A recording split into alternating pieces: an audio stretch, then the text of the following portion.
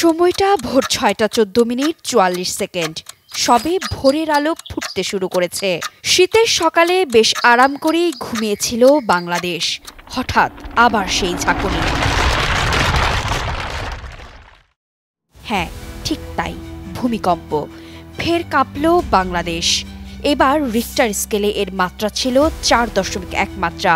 ভয়ের ব্যাপার হলো উৎপত্তিস্থল আবারও সেই নরসিংদী, তবে এবার শিবপুরে, যার ফলে রাজধানী ঢাকাসহ দেশের বিভিন্ন স্থানে এই ভূমিকম্প অনুভূত হয়।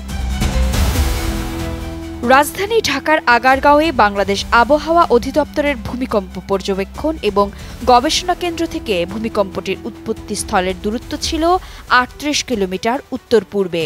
ইউরো মেডিটেরিয়ান সিসমোলজিক্যাল সেন্টার জানিয়েছে, ভূমিকম্পটির উৎপত্তিস্থল ছিল গাজীপুরের টঙ্গী থেকে ৩৩ কিলোমিটার পূর্ব উত্তর পূর্বে আর নরসিংদী থেকে ৩ কিলোমিটার উত্তরে। ভূপৃষ্ঠ থেকে এর গভীরতা ছিল ৩০ কিলোমিটার।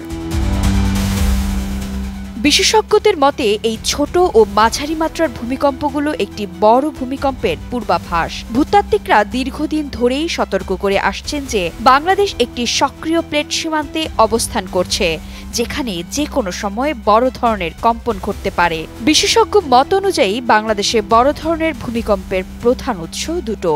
এর একটি হল ডাউকি ফল্ট, যা ভারতের শিলং মালভূমির পাদদেশে বাংলাদেশের ময়মনসিংহ, জামালগঞ্জ, সিলেট অঞ্চলে বিস্তৃত, যা প্রায় ৩৫০ কিলোমিটার দীর্ঘ। আরেকটি হল সিলেট থেকে চট্টগ্রাম, পার্বত্য চট্টগ্রাম, টেকনাফ পর্যন্ত, যা সব মিলিয়ে ইন্দোনেশিয়ার সুমাত্রা পর্যন্ত বিস্তৃত। এই উৎসটিকে খুব ভয়ঙ্কর বলে মনে করেন বিশেষজ্ঞরা। এছাড়াও গবেষণা অনুযায়ী ঢাকার ভূমিকম্পে ভয়াবহ ক্ষতির ঝুঁকিতে থাকা ১৫টি এলাকা রয়েছে।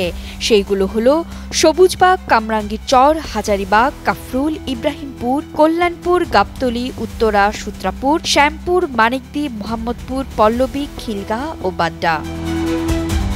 ঢাকার পূর্ব ও পশ্চিমাঞ্চলের অবকাঠামোগুলো ভূমিকম্পের জন্য খুবই ঝুঁকিপূর্ণ, কারণ ওই এলাকার মাটির মান সন্তোষজনক নয়। নিচু জলাভূমি ভরাট করে গড়ে উঠেছে একে একে সব অবকাঠামো।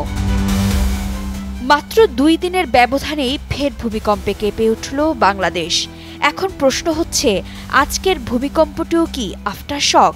আরও বড় কিছু কি আসতে চলেছে?